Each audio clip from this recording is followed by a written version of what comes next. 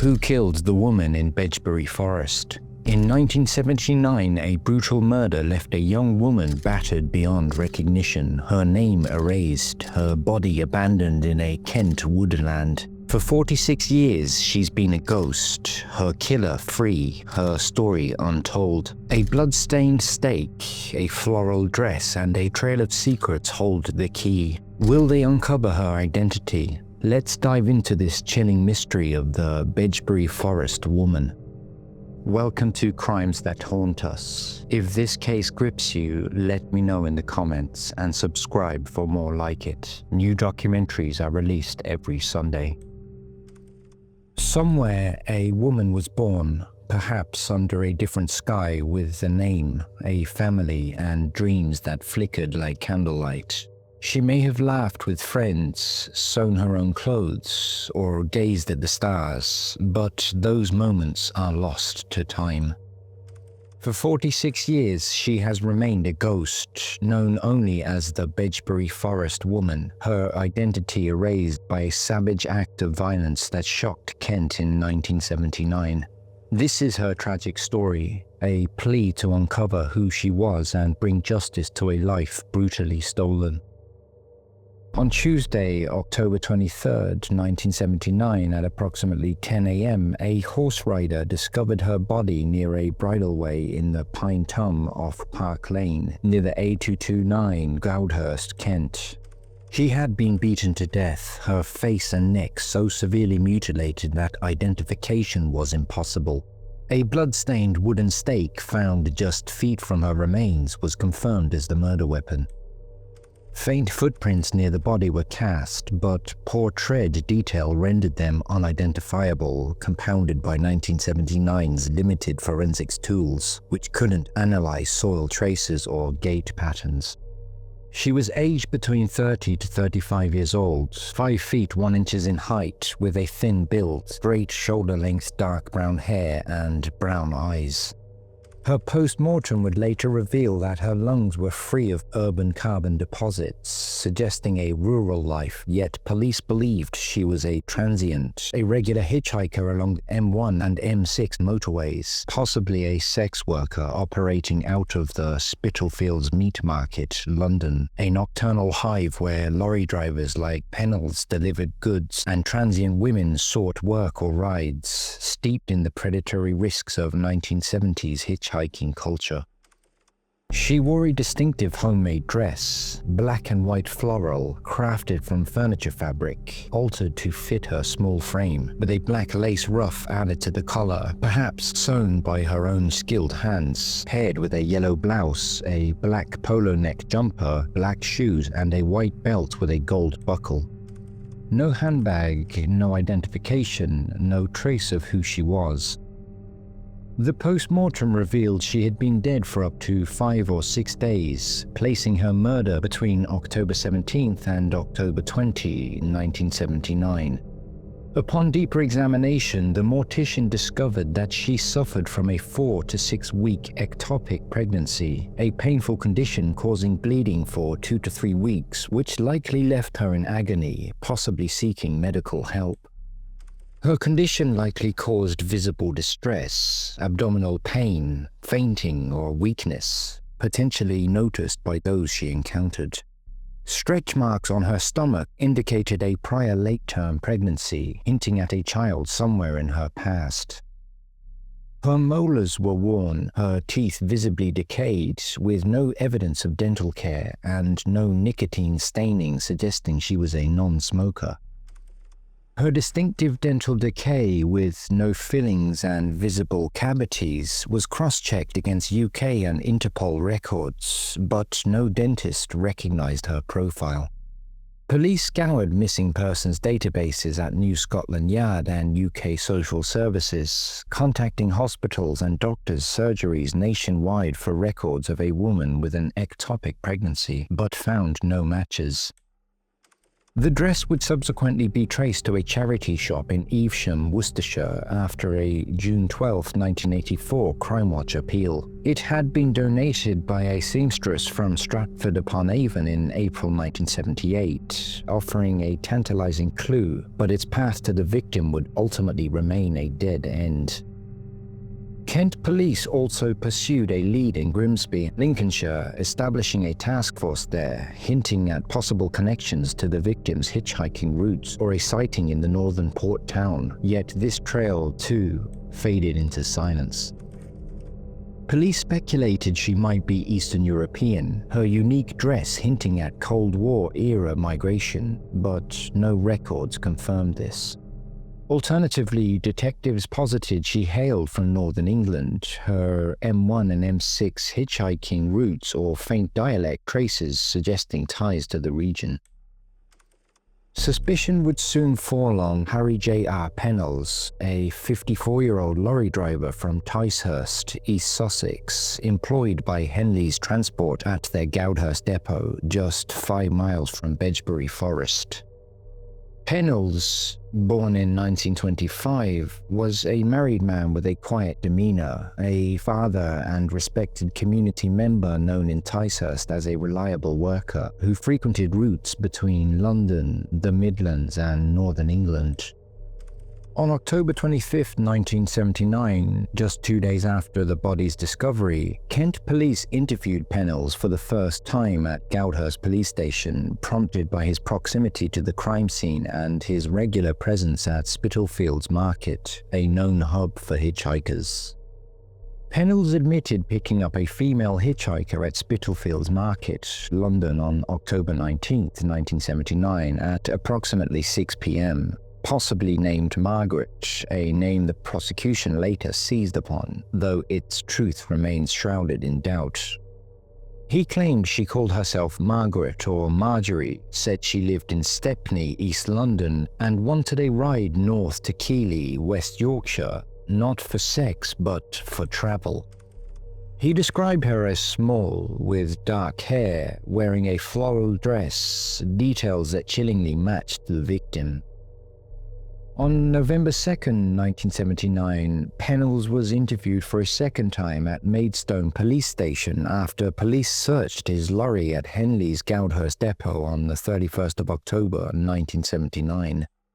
Detectives noted specks of blood in a sleeping bag on the passenger's seat, smeared on the cab's interior panels and on the floor, suggesting a struggle or a significant transfer, but without DNA profiling, unavailable in 1979, they could not confirm a link.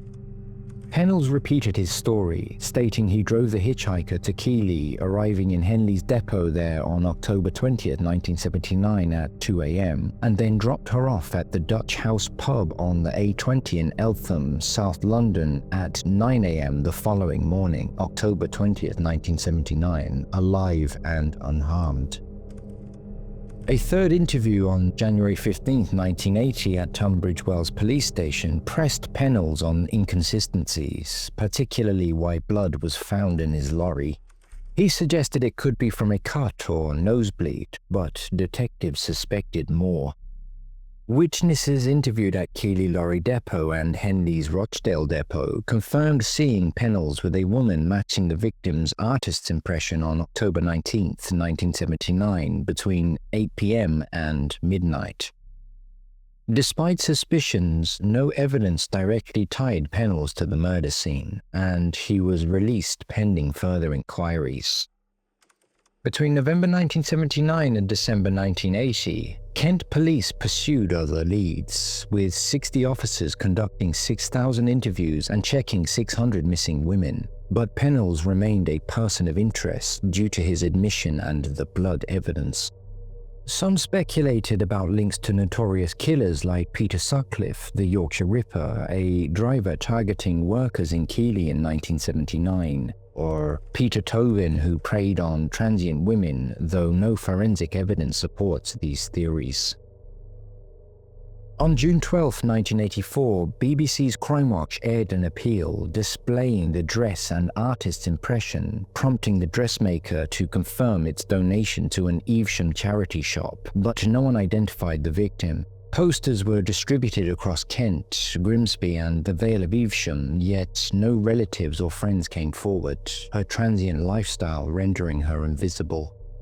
In 1998, Operation Raft, led by Detective Chief Inspector Dave Stevens, reopened the case, leveraging DNA profiling advances. On September 15, 1998, forensic re-examination at the Forensic Science Service Laboratory in Wetherby, West Yorkshire, revealed blood specks and hair flakes in Pennells' sleeping bag, matching the victim's DNA profile. Crucially, polyurethane foam particles from the lorry's mattress embedded in the dress's coarse fabric, suggesting prolonged contact, possibly during a violent encounter. These findings, confirmed on October 20, 1998, directly linked her to Pennells' vehicle, though not to the Bedgebury murder scene. The dry forest floor in October 1979, due to weeks of sunny weather, preserved the bloodstained stake and clothing, but severe facial injuries and lack of possessions hindered early identification. On January 15, 1999, Pennells, now 73, of Springfield's Ticehurst, East Sussex, was arrested at his home and charged with murder. A second Crimewatch appeal on February 10, 1999, sought information on the dress's alterations, but yielded no breakthroughs. A third appeal on February 22, 1999, spotlighted Pennells' arrest and the dress's unique alterations, but the public's silence persisted. The murder trial began on May 4, 2000 at Maidstone Crown Court, lasting 4 weeks. Prosecutor David Fisher QC argued Pennells picked up the victim on October 19, 1979, drove her to Keighley and killed her in Bedgebury Forest on October 20, 1979 at approximately 10 p.m, navigating the obscure, bumpy Park Lane, a track so narrow only a local like Pennells would know, to reach the secluded dump site, possibly after a failed transaction, perhaps sexual, given Spittlefield's reputation and Pennells' history with hitchhikers. The foam particles, blood and hair were central to the case, alongside Pennells' 1979 admission. The defense, however, led by QC Michael Hill, highlighted circumstantial evidence and timeline discrepancies. Yet the prosecution pounced on Pennells' shifting story, noting he claimed to jurors he met the hitchhiker at an M1 service station near Northampton, not Spitalfields, a contradiction that fueled suspicions. 2 witnesses interviewed on March 5, 2000 claimed to have seen a woman matching the victim's description in Bedgebury Forest on October 21, 1979 at 2 p.m. near Park Lane, suggesting she was alive after Pennells claimed to have dropped her off. The defense suggested the blood could be from her ectopic pregnancy, though pathologists testifying on May 15, 2000 deemed this unlikely due to the volume and distribution. And on June 1, 2000, after 1 hour and 15 minutes of deliberation, the jury unanimously acquitted Pennells. He returned to Ticehurst, his silence, avoiding media or comment, fueling speculation until his own death, date unknown. His solicitor, Graham Reed, spoke for him. Harry is relieved that what has been a 20-plus-year ordeal is now over. He now wishes his privacy should be respected so he can return to his wife and family. Kent Police and the Crown Prosecution Service vowed the victim was owed that much. As with all unsolved murders, this case will remain open. The greatest tragedy about the murder was that the woman bludgeoned to death without mercy was never identified. In death, she suffers the ignominy of being anonymous. The case grew colder, but questions persisted.